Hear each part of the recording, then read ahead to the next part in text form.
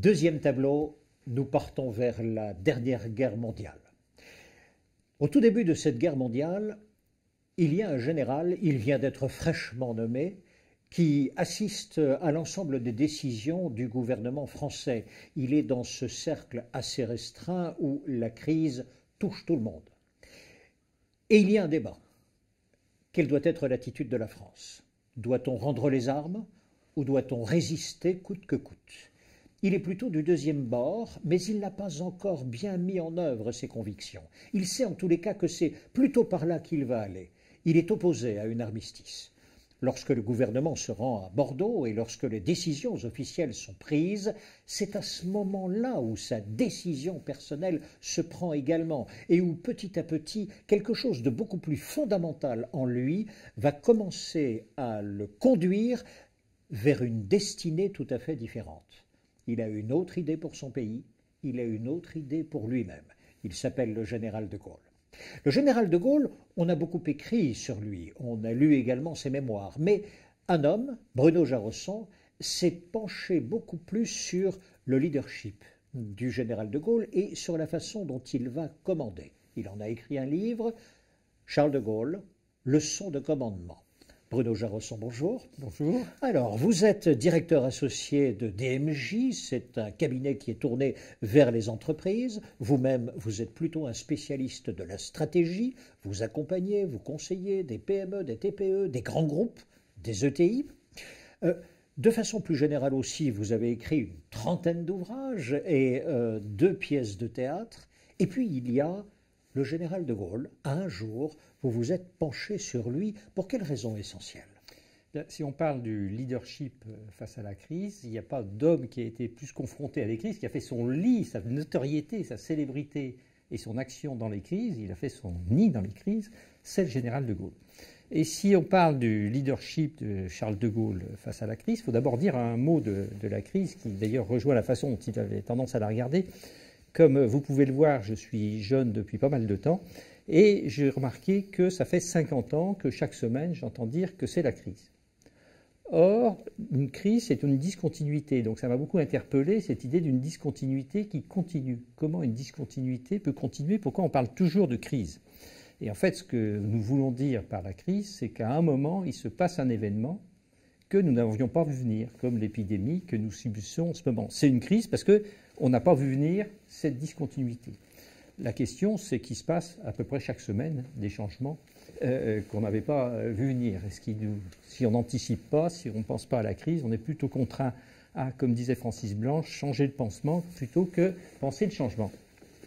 Alors, je vais prendre 5 moments de la vie de Gaulle où, face à des crises, il a des réactions complètement inhabituelles et inattendues.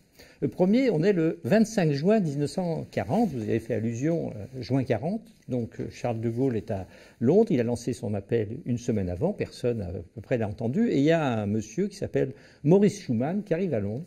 Il n'a pas entendu parler de Gaulle, mais il veut continuer le combat. Maurice Schumann sera, dans les années 60, le garde des Sceaux des gouvernements du général de Gaulle. Et il va trouver le gouvernement anglais en disant « Qu'est-ce que je peux faire ?» On lui dit bah, « Écoutez, il y a un général là tout seul dans un bureau, qui a l'air un peu de s'ennuyer, allez donc le voir. » Et donc il va à sa première rencontre avec de Gaulle, et là de Gaulle va lui tenir des propos tout à fait stupéfiants. Incroyable, c'est incroyable qu'on puisse dire et penser cela. Alors je le lis à l'écran parce qu'évidemment, à mon âge, l'Alzheimer fait des ravages. Voilà ce que lui dit de Gaulle. « Je crois que la Russie entrera dans la guerre avant l'Amérique, mais qu'elles y entreront l'une et l'autre. Avez-vous lu Mein Kampf? Hitler pense à l'Ukraine, il ne résistera pas à l'envie de régler le sort de la Russie et ce sera le commencement de sa perte. Si Hitler avait dû venir à Londres, il y serait déjà. Maintenant, la bataille d'Angleterre ne se livrera plus que dans les airs et j'espère que quelques aviateurs français y prendront part. En somme, la guerre est un problème terrible, mais résolu. Il reste à ramener toute la France du bon côté. » Le 25 juin 40, Charles de Gaulle a déjà vu ce qui se passera le 8 mai 1945. La guerre est un problème terrible, mais résolu. Et lui, il est dans le coup d'après. C'est la question importante. C'est pas la victoire face à Hitler, ça, c'est acquis. C'est de savoir où sera la France le jour de cette victoire. Et donc, toute son action va être guidée par cela. Il faut que le jour de la victoire, la France soit du bon côté. Eh bien, à ce moment-là, Charles de Gaulle réagit de façon différente de toute la classe politique française, de 99% des Français, parce qu'en 1940, il est déjà en 1945. Donc, vous voyez, ça, c'est le premier point, c'est que la crise nous produit des émotions, ces changements, qui font qu'on reste le nez sur l'événement et on n'a pas conscience que c'est le moment de préparer le coup d'après. On est au cœur d'une pandémie, d'une épidémie, mais ce qui est important, c'est qu'est-ce qui va se passer en 2022 ? Comment on sera prêt en 2022 ? Parce qu'une épidémie, ça a une fin. On pourrait dire l'épidémie est un problème terrible, mais résolu. On sait que les épidémies prennent fin. On ne sait pas quand, mais ce qui est important, c'est de préparer ce qui se passera quand elles prennent fin. Alors voilà, cette qualité chez De Gaulle, il va se manifester toute sa vie, elle est tout à fait, en l'occurrence, sur ce cas-là, tout à fait extraordinaire. Alors, deuxième situation, ça, il en parle dans ses mémoires, et c'est au moment de la guerre où Roosevelt a manifesté beaucoup d'antipathie vis-à-vis de Gaulle. Roosevelt était proprement hérissé par l'idée que De Gaulle se posait comme le leader de la France alors qu'il avait été élu par personne et qu'il n'était en juin 40 qu'un sous-secrétaire d'État à la guerre. Il est resté 10 jours, hein, donc c'est quand même une légitimité assez faible. Et voilà ce que De Gaulle dit dans ses mémoires de guerre d'un entretien avec Churchill. « Nous parlâmes de Roosevelt et de son attitude à mon égard. Ne brusquez rien, dit M. Churchill. Voyez comment, tour à tour, je plie et me relève. Vous le pouvez, observai-je, parce que vous êtes assis sur un État solide, une nation rassemblée, un empire uni, de grandes armées. Mais moi, où sont les moyens? Pourtant, j'ai, vous le savez, la charge des intérêts et du destin de la France. C'est trop lourd et je suis trop pauvre pour me courber. Je suis trop pauvre pour me courber. » Et la suite de l'histoire, là aussi il a vu loin, montrera que c'est bien Roosevelt qui, à l'automne 1944, va plier et va admettre que De Gaulle est bien le chef de l'État français. Ce qu'il a refusé d'admettre pendant toute la guerre. Alors ça veut dire quoi, trop pauvre pour se courber? Eh bien là, Charles de Gaulle, pareil, a compris le paradoxe de la stratégie. Le paradoxe de la stratégie, qui est dans l'essence de la stratégie, il a été dit par Héraclite il y a 25 siècles, avec le temps, toute chose se transforme en son contraire. Et donc, il faut savoir attendre que les choses se transforment en son contraire. On nous dit, il y a une pandémie, ça va être une récession de 10%. Avec le temps, toute chose se transforme à son contraire. Je pense que la pandémie que nous vivons en 2020 sera la cause des plus extraordinaires croissances que nous aurons dans quelques années, parce qu'on voit bien que la productivité du capital et du travail sont renouvelées et vont en être stimulées. Et la productivité du travail et du capital, c'est la croissance future. Avec le temps, toute chose se transforme à son contraire. Donc, il y a des moments où l'on est trop pauvre pour se courber, c'est-à-dire que cette crise que nous vivons est trop grave pour que nous la prenions au sérieux. Troisième idée, alors là c'est aussi un passage des mémoires, ça a trait au réalisme. Et dans ce texte, De Gaulle a presque l'air de se moquer du monde puisqu'il dit une chose et son contraire. Si je dis un jeu de mots, je dirais même puisqu'il s'agit de la résistance, qui se moquait du monde. Voilà ce qu'il dit, des attentats ont été faits contre des officiers allemands et bien sûr les Allemands ont fusillé des otages. Et voilà ce que De Gaulle écrit. Aussi, le 23 octobre, déclarai-je à la radio, il est absolument normal et absolument justifié que des Allemands soient tués par les Français. Si les Allemands ne voulaient pas recevoir la mort de nos mains, ils n'avaient qu'à rester chez eux. Mais il y a une tactique à la guerre. Actuellement, la consigne que je donne pour le territoire occupé, c'est de ne pas y tuer ouvertement d'Allemands. Cela pour une seule raison. C'est qu'il est en ce moment trop facile à l'ennemi de riposter par le massacre de nos combattants momentanément désarmés.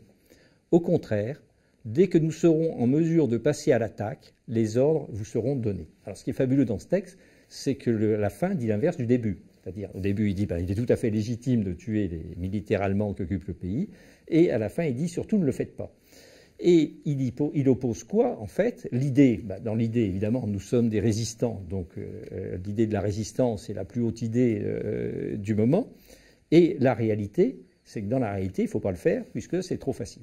Et donc là, vous voyez tout à fait cette qualité très forte chez De Gaulle, du réalisme dans l'idée. C'est-à-dire, je sais tactiquement contourner les réalités, mais je ne perds pas de vue ma stratégie. Hein. Par opposition, je dirais, à l'attitude inverse, si vous voulez, c'est celle d'hyper-réaliste de Pierre Laval, qui était un pragmatique, disait on va tout négocier, etc. Sauf qu'à force de négocier, il avait perdu de vue son idée.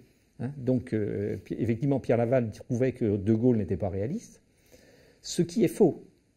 Et De Gaulle était simplement un réaliste qui avait perdu son idée et qui n'avait pas perdu son idée.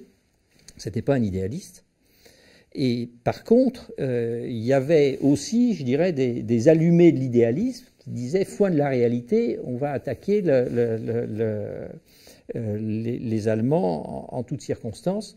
C'est ce qui s'est passé dans le Vercors et malheureusement, ça a donné des résultats assez tragiques. Alors, quatrième situation, alors là c'est la plus étonnante, c'est une question qu'on ne se pose jamais finalement. On dit la notoriété, la célébrité de De Gaulle, son entrée fracassante sur la scène du monde, c'est l'appel du 18 juin. Oui, d'accord, De Gaulle lance l'appel du 10 juin, mais petite question, pourquoi c'est De Gaulle qui lance l'appel du 18 juin depuis Londres? Parce que, regardons les choses, très franchement. Bon, d'abord, s'il lance l'appel du 10 juin, c'est parce que Churchill a ouvert la BBC. Mais regardons la situation du côté de Churchill.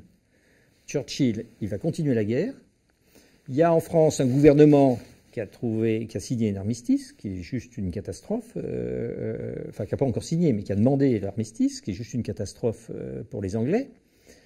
Et donc lui, sa tactique, c'est de récupérer des gros poissons du gouvernement français pour constituer un gouvernement contre Pétain en exil. Et il a intérêt, pour que ce gouvernement ait une réalité, une substance, il a intérêt à récupérer les plus gros poissons. Qui sont les gros poissons qu'il pourrait récupérer?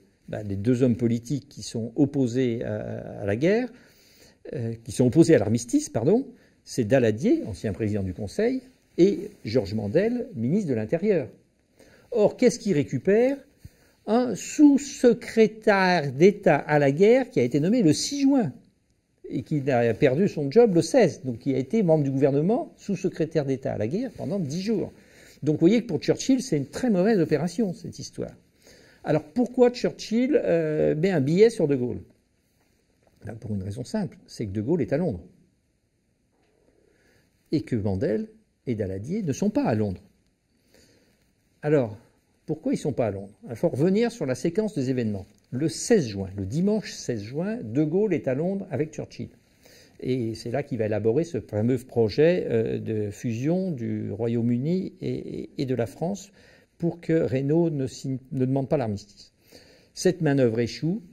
Donc De Gaulle, le 16 juin au soir, prend l'avion à Londres pour aller à Bordeaux, retrouver donc le gouvernement dont il fait encore partie.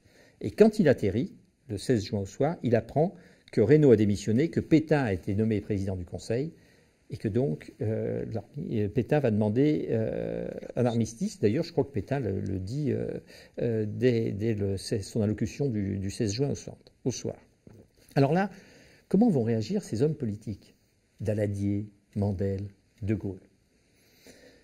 Eh bien, la plupart des hommes politiques, Reynaud, ils vont attendre à Bordeaux, puis s'embarquer sur le Massilia, le 23 juin, qui va aller à Casablanca, soi-disant pour faire un gouvernement. Et à Casablanca, évidemment, quand ils arrivent, ils vont être arrêtés, puisque Pétain a donné l'ordre de les arrêter, considérant bien que un bateau est l'endroit le plus facile pour trouver des gens qu'on veut arrêter.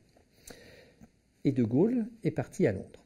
Alors De Gaulle va réagir différemment. Lui, il comprend tout de suite que Pétain va le faire arrêter s'il reste.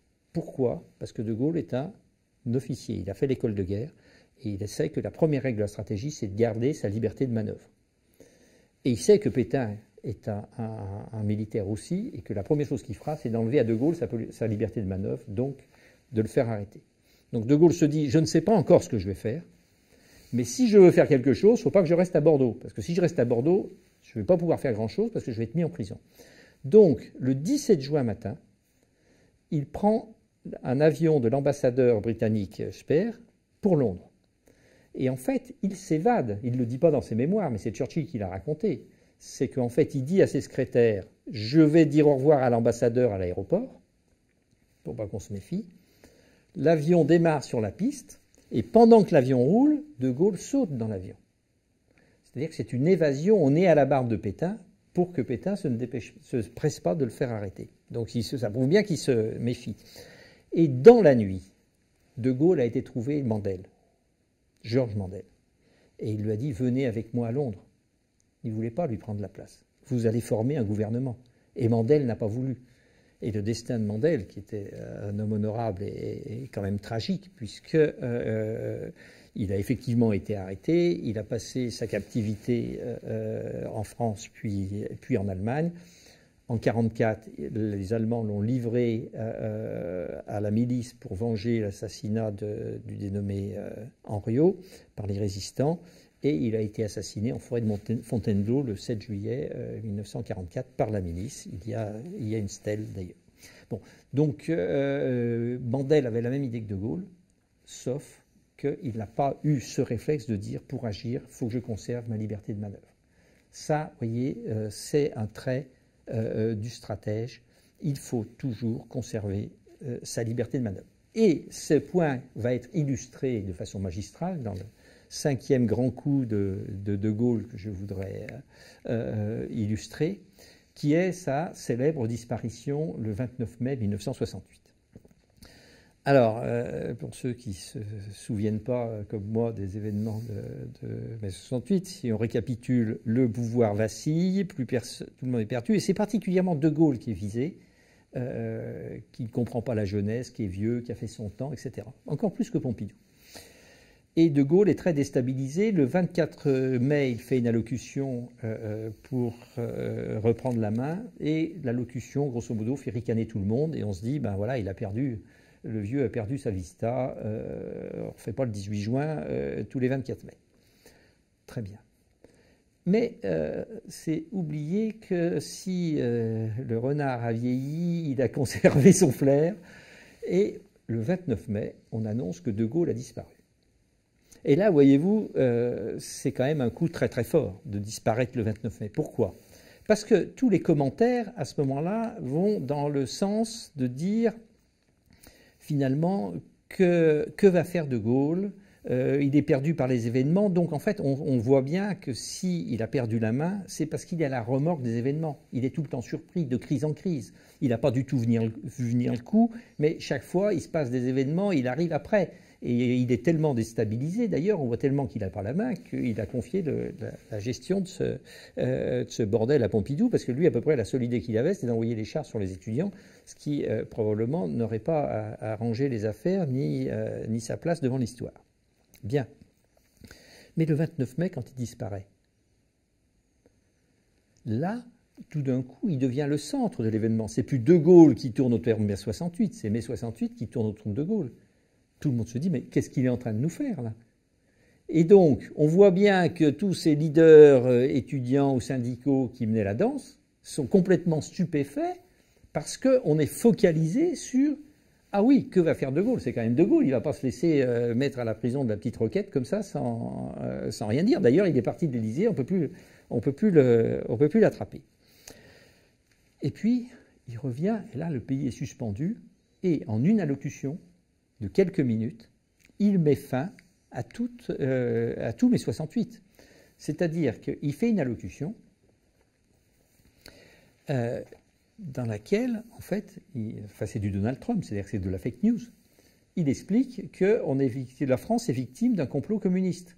Et donc, qui veut renverser le régime, et que donc, il va pas se laisser faire, et il ne va pas se laisser avoir comme ça. Mais attendez, c'est complètement faux. Il n'y a pas de complot communiste pour renverser le régime. Les communistes, ils avaient très peur que le régime soit renversé.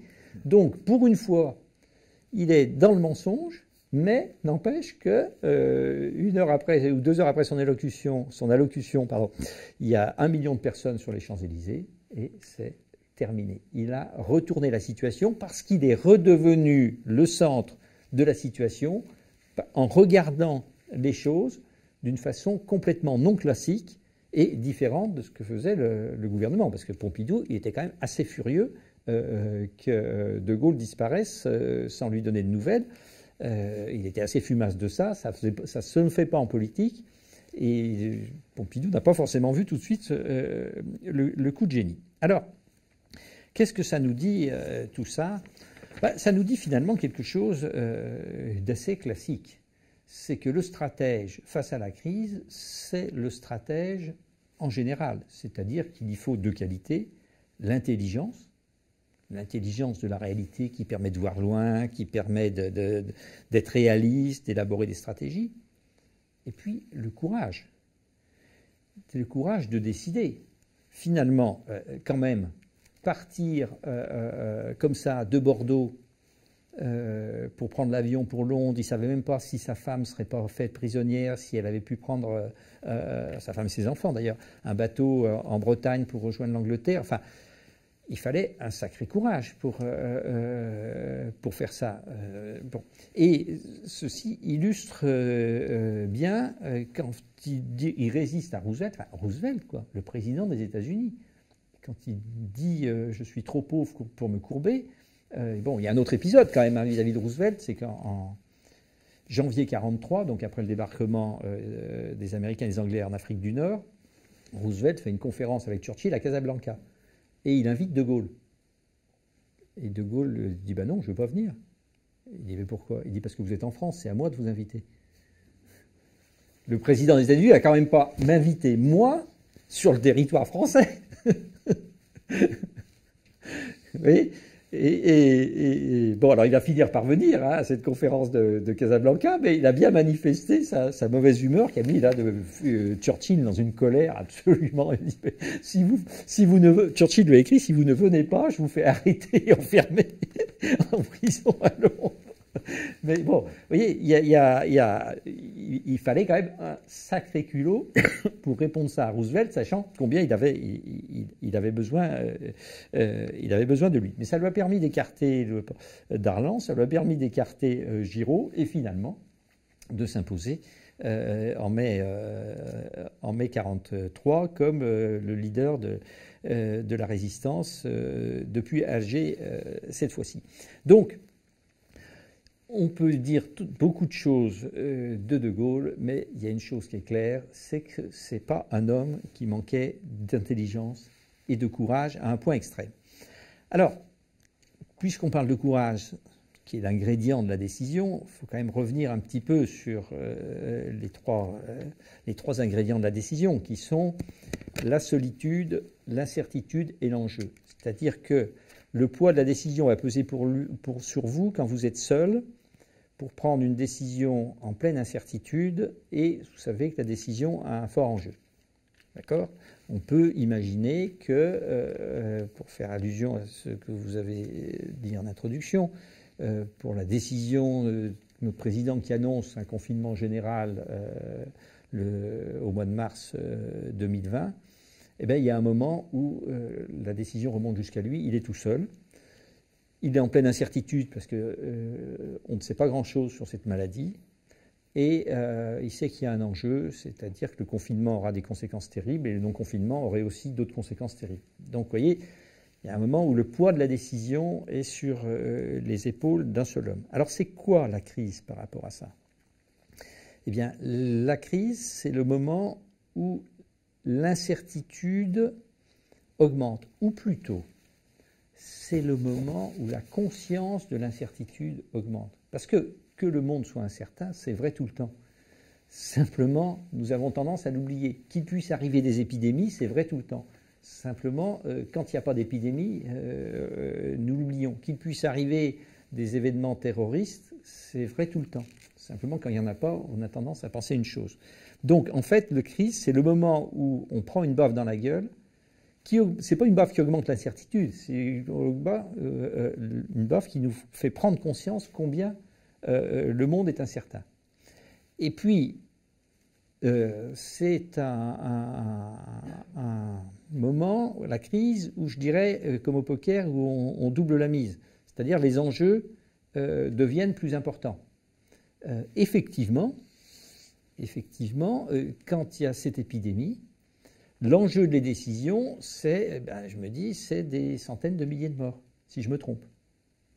Donc ça, c'est un poids d'un enjeu. Mais comme à la guerre, hein, je lance la bataille du bon côté ou au bon moment, ben, je la gagne ou je la perds, ça fait des dizaines de milliers de morts différents. Donc la crise, c'est le moment où je prends conscience brutalement de l'importance des incertitudes et de l'augmentation des enjeux.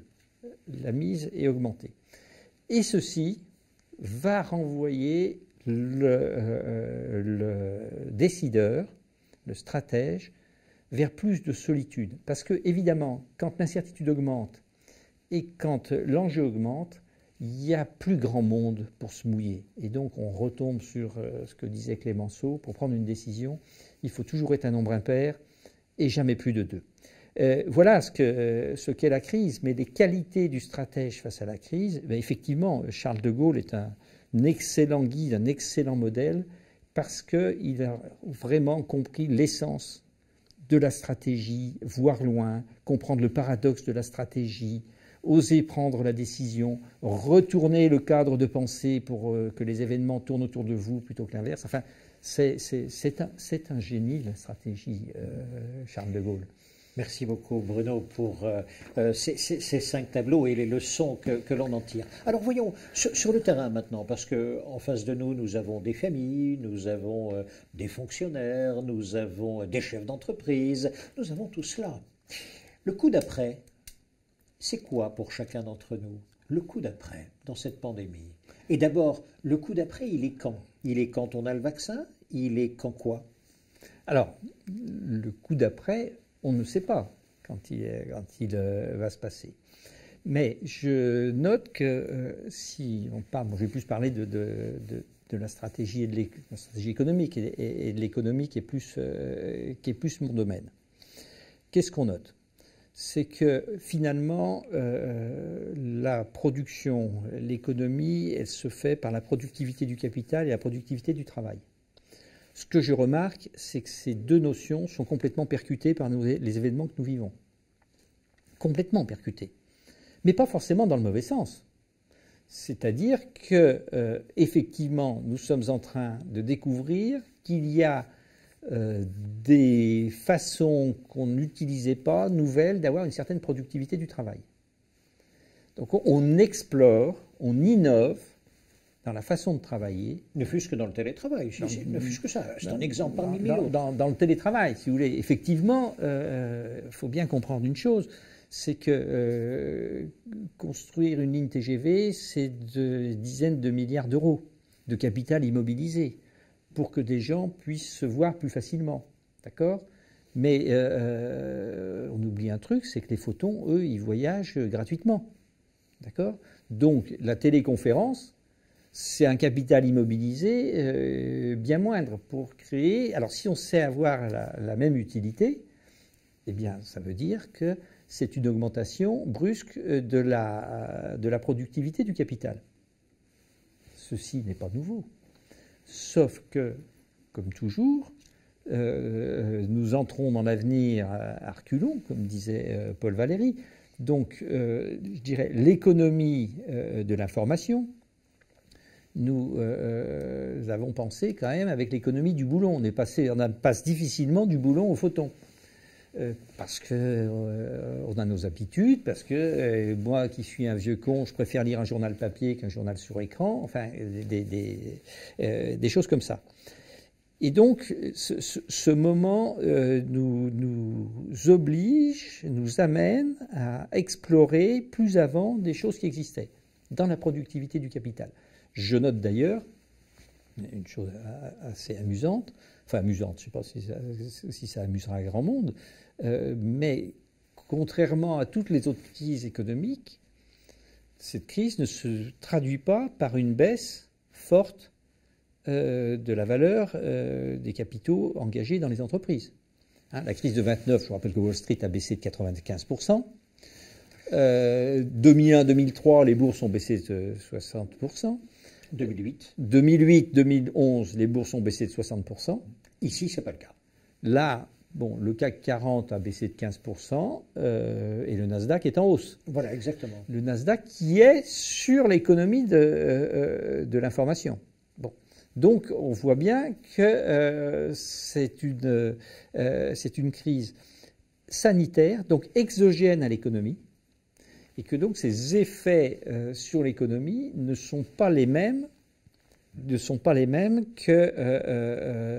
qu'une crise endogène à l'économie. Bon, alors ça veut dire quoi si la productivité du capital va en être augmentée pour un chef d'entreprise? Enfin, moi, ce que je dis à mes clients, mais regardez de beaucoup plus près la croissance externe. Il faut quand même savoir que sur la période 2000-2020, les 2 tiers du goodwill créé par les PME étaient créés par la croissance externe. Mais je pense que maintenant, c'est 100%. Bon, je travaille avec des fonds d'investissement. Je peux vous dire que ça fonctionne. La machine tourne à fond. Voilà, c'est pas la crise pour eux. Ça, c'est sur la productivité du capital. Il y aurait des choses à dire sur la productivité du travail aussi. C'est ça. Donc, ça, c'est le coup d'après. Le coup d'après, ce serait plutôt... Alors, du coup, cela n'engage que vous, mais 2022-2023, on serait plutôt vers une embellie, vers un ciel bleu, vers ces nuages qui partiraient petit à petit ou pas? Oui, enfin, comme disait Mark Twain, il est difficile de faire des prévisions, surtout si elles portent sur l'avenir. J'entends bien. Mais mon impression, voilà, c'est qu'il est en train de se mettre en place des mécanismes qui font que la période 2022-2030 devrait être une grande embellie économique. Cette petite bestiole de quelques nanomètres fouette les volontés ou les ambitions, ou on appelle ça comme on veut, mais en tous les cas, ça met des moteurs en route. Elle percute le fonctionnement de l'économie. C'est un virus exogène, mais on voit bien que notre économie ne fonctionne pas comme avant. J'insiste bien, ça c'est le coup d'après, parce que c'est pas ça que nous vivons. En tous les cas, si nous interrogeons les familles, nos contemporains, ils vont vous dire, écoutez, on est vraiment dans... C'est pas joyeux ce que nous vivons, hein. C'est comme ça qu'on le vit. Mais vous dites, regardez bien le coup d'après, la rive d'en face, elle pourrait être comment? D'accord, non mais Maurice Schumann aurait pu répondre à De Gaulle, non mais quand vous dites la guerre est un problème résolu, c'est pas ça que nous vivons. Et effectivement, effectivement, ce que je dis, c'est que ce qui est intéressant dans ces périodes-là, c'est justement de ne pas rester collé sur le présent et dont les présents sont un peu amers, mais d'être dans le devenir. C'est-à-dire que dans chaque présent, il y a des forces en devenir qui travaillent. Et c'est ça qui est intéressant de distinguer, c'est ça que nous montre De Gaulle. Bertrand Vergely disait aussi, hein, attention, il y il y a des contraires. Hein, dans la crise, c'est toujours les contraires. Hein, ce qui est sera l'inverse quelques années plus tard. Ça m'intéresse pas beaucoup d'être dans la désolation du présent. Je n'y peux rien, d'accord? Ce que je peux faire, c'est identifier les forces qui sont à l'œuvre, les forces nouvelles qui sont à l'œuvre, qui nous dessinent un devenir beaucoup plus intéressant. Deuxième proposition, je suis trop pauvre pour me courber. Aujourd'hui, dans le monde maintenant, dans le monde dans lequel tout le monde vit, je suis trop pauvre pour me courber. Alors, application. Oui, alors ça me frappe. Je discutais là cette semaine avec 2 clients. L'un qui a perdu 20% de son chiffre d'affaires. C'est pas rien quand même. Oui. Et un autre qui a perdu 90% de son chiffre d'affaires. C'est total. D'accord. Bon, entretien, on commence par faire un point de trésorerie. C'est-à-dire, comme on dit, l'horizon s'éclaircit, on voit mieux le mur. Donc, il y a un mur de trésorerie. Donc, l'un et l'autre, on a commencé par ça, faire le plan de trésorerie, combien tu perds, combien tu crames chaque mois, combien tu as d'argent, etc. Bon. Ah oui, tu as emprunté, évidemment, à l'État, là, prêt garanti à 90%, que les banques ne pourront pas réclamer, parce que s'ils les réclament, ils perdent la garantie. Donc, en fait, ça veut dire que c'est déguisé. C'est la BCE qui met des fonds propres directement dans les entreprises. Et moi, je le regarde de l'autre côté. Fonds propres quasi illimités parce qu'il faut tenir le système. La monnaie ne s'effondre pas puisque tout le monde le fait en même temps. Donc on est vraiment dans un régime économique complètement nouveau. Mais quand je le vois dans l'entreprise, c'est que les deux me disent non, on n'a pas de problème de trésorerie en fait. J'ai jamais eu autant de trésorerie. Chômage partiel, j'ai touché les compensations, etc. Non, je suis bon jusqu'à fin 2021. Je veux dire, ce chef d'entreprise qui a perdu 90% de son chiffre d'affaires me dit je tiens jusqu'à fin 2021. Et donc, réfléchis à ta croissance externe. Et là, il me dit, ah, mon principal concurrent? Mais non, je ne vais pas le racheter. Parce que lui, il va avoir un problème de trésorerie, c'est lui qui va venir me donner sa boîte dans 6 mois. Je n'ai pas besoin de le racheter, je vais l'avoir pour 0. Le réalisme. Le réalisme, ce serait quoi aujourd'hui? Le réalisme, ce serait quoi? Par exemple, il y a deux choses que nous avons en tête et qui semblent opposées. D'un côté, la vente et de l'autre côté, le don. Est-ce que l'un et l'autre, percutés par le virus, pourraient être au même moment actionnés par une entreprise sans qu'il y ait contradiction chez les clients? Oui, on voit bien effectivement qu'il y a cet effet où on se met à donner des choses qu'on ne donnait pas. C'est vrai. Ou à en vendre que l'on donnait. Mais là, c'est parce que c'est un autre élément de réalisme, c'est quand même assez extraordinaire, c'est que les indicateurs financiers sont complètement perturbés. Et en fait, on voit quelque chose qui existe depuis 2014. C'est que en 2014, on a vu apparaître au Japon les taux d'intérêt négatifs. Exact. Et là, je me suis dit, le taux d'intérêt négatif, c'est quand même un concept. C'est formidable, c'est le banquier qui vous paye. C'est quand même un concept complètement nouveau en économie. Oui. Et c'est un concept absurde. Absurde. Hein, j'expliquais ça à mes fils qui n'est pas du tout dans l'économie, mais il m'a dit, mais qui est assez idiot pour prêter de l'argent si on lui garantit qu'on le rendra moins? Ben, c'est même plus un risque de perdre, c'est la perte est garantie. Bien sûr. D'accord. Et alors comment on réagit les économistes à ça? On dit bon, c'est une anomalie, donc c'est temporaire. Et moi, je vous assure, j'ai eu un choc. Et c'est pas le Covid. Pour moi, le plus grand choc que j'ai eu, c'est quand j'ai lu une interview début 2019 d'Olivier Blanchard, chef économiste du FMI et français. Et dans ces interviews parues dans les Échos, il dit, ça fait 5 ans qu'on a des taux d'intérêt négatifs, on en a de plus en plus, ils sont de plus en plus négatifs. Et bien moi, je vous prédis qu'on est dans un nouveau régime économique, un peu en absurdie, mais qui va durer. Et là, j'ai vraiment eu ce choc qui m'a fait comprendre par anticipation ce que je vois aujourd'hui dans l'économie, c'est que les banques centrales sont en train de noyer tous les mécanismes financiers. Parce que si on les laisse jouer, toutes les entreprises du monde vont faire faillite. Et donc toutes les banques du monde vont faire faillite. Donc on a décidé de noyer l'économie en les étatisant, puisque en fait, les entreprises sont subventionnées par l'État. Oui. L'État est subventionné par la BCE. Oui. Hein, le FMI dit à tous les États, allez-y, dépensez, surtout pas d'austérité. Non mais quand on suit ce que dit le FMI depuis 50 ans, il faut quand même l'entendre. La BCE, soi-disant d'esprit germanique, dit allez-y, dans une orthodoxie inversée, quand même. Dépensez. Oui, oui. Allez, bon. Donc, ça veut bien dire qu'on n'est plus, on est dans une économie administrée. Bon, donc c'est pas la peine, c'est ça le réalisme. En fait, la situation pour les entreprises est beaucoup moins affolante qu'on croit. Too big to fail.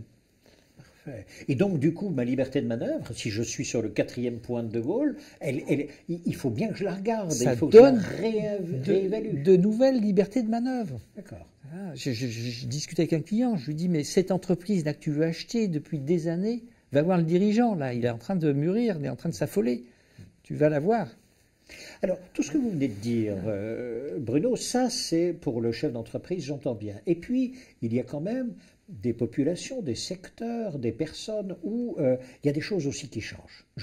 Par exemple, les infirmières, on a vu infirmiers, tout cela à l'hôpital, oui. Mais il n'y a pas que cela. C'est ce qu'on appelle aujourd'hui la deuxième ligne. Et cette deuxième ligne, c'est autre chose. C'est toutes celles et ceux dont nous avons besoin dans notre vie quotidienne. Est-ce que pour ceux-là, dans ce monde qui vient, est-ce qu'il pourrait y avoir, je ne sais pas, une réhabilitation non seulement de l'estime, bien sûr, de la considération, de la reconnaissance, mais au-delà même. C'est-à-dire, c'est quelque chose qui vaut, qui prendrait une valeur économique. Non? C'est dans vos prévisions, dans ces 3 ans à venir, 5 ans à venir. Non, oui, je ne sais pas. bon, malheureusement, ça c'est un point un peu triste, dans le partage, bon, la valeur ajoutée d'une entreprise, donc la valeur qu'elle a créée, ça sert à rémunérer le travail et le capital. Bien sûr. Bon, malheureusement, depuis une trentaine d'années, la part du capital a plutôt augmenté, on dit une dizaine de pourcents, et la part du travail diminué. Bon, alors il y a des mécanismes qui expliquent ça, disons qui tiennent à une plus grande mobilité du capital que du travail. Bon. Je ne pense pas que ces mécanismes vont s'infirmer et je pense même qu'ils sont en train de s'accroître et que cette crise va plutôt être un facteur d'accroissement des inégalités. Et d'ailleurs, si vous regardez dans le pays qui joue le plus le jeu du capitalisme, à savoir les États-Unis, globalement, un capitalisme assez pur, il me semble que les classes moyennes vivent moins bien qu'en Europe. Exact. D'accord. D'où cette règle, vivre en Europe et investir aux États-Unis. Plutôt que l'inverse. Bon. Mais on voit bien, de ce point de vue-là, que les Européens ont une réaction, enfin depuis longtemps, mais ils l'ont augmenté avec la crise, de dire si le travail ne permet de moins en moins de distribuer un revenu décent, eh bien l'État devient un distributeur de revenus pris sur le capital. Et grosso modo, c'est le modèle social-démocrate européen. Enfin, dans l'exemple qui fonctionne le mieux, c'est les pays scandinaves. Mais la France, l'Italie, même l'Allemagne, ce sont des pays qui peuvent faire penser à cela.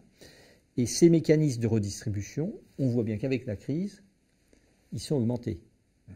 Ce qui me semble une bonne chose. Et justement, le fait, la stabilité monétaire le permet. On voit bien que la réaction, ça a été ça. Et heureusement. Tout ceci, encore une fois, merci beaucoup pour cet ensemble de réflexions. Il reste maintenant ce qui peut nous caractériser. Vous avez dit, il y a quand même deux choses importantes qu'il faut retirer du général de Gaulle. C'est la capacité de décision et c'est le courage qui accompagne cette décision. Oui. Ça, quand même, c'est, quel que soit notre statut, quelle que soit notre position, je dirais, ça nous appartient. Oui. Et puis, je voudrais ajouter quelque chose sur ce général de Gaulle, parce que vous avez parlé du réalisme. Et dans le réalisme, il y a savoir énoncer et regarder des choses qui ne nous font pas plaisir. Quand je dis la part du capital augmente au détriment du travail, ce qui se passe depuis 20 ans, je dirais que c'est quelque chose qui peut nous révolter tellement qu'on ne veut pas le regarder. Je pense qu'il faut le regarder justement pour se dire quels sont les mécanismes de correction qu'on peut mettre en place. Mais pour mettre des mécanismes de correction, encore faut-il dire, c'est une réalité qui peut ne pas nous faire plaisir, parce que ça me paraît fondamentalement injuste. Mais justement, si on veut le corriger, il faut oser l'énoncer. C'est ça le réalisme aussi. Merci beaucoup. Je reviens sur mon audace et sur ma décision. Pour chacun d'entre nous, du coup, aller puiser cette force-là d'audace et de décision et de courage. Oui, ça c'est un point très important, c'est que l'ère du numérique fait qu'il y a plus de place pour l'initiative. C'est-à-dire, je discutais l'autre jour avec un de mes amis conférenciers en entreprise. Il me dit, oui, j'ai juste perdu 100% de mon chiffre d'affaires. Bon. Et alors, ça va bien? Il me dit, ça va très très bien. Je lance un nouveau produit. J'ai conçu un jeu qui peut se faire en entreprise, etc. Ça fait 4 mois que je travaille là-dessus. J'ai investi. Ça va se vendre. Bon. Ben oui, mais ça, c'est parce qu'on est à l'ère du numérique. Ce qu'il faut bien comprendre, c'est que plus il y a d'incertitudes, plus il y a d'opportunités, et donc plus l'audace peut payer. L'audace et la stratégie. Parfait. Merci beaucoup, ce qui nous renvoie finalement à ce que disait déjà Bertrand Vergely avant vous, c'est-à-dire la solitude de celui qui à un moment donné va appuyer sur le bouton rouge ou sur le bouton vert, j'y vais ou je n'y vais pas, dans un paysage où il y a une incertitude, avez-vous dit, qui a grandi. Oui, et je pense qu'effectivement, nous vivons, face à certaines certitudes, beaucoup de solitude, et c'est une bonne occasion de renforcer les liens d'amitié. Merci beaucoup.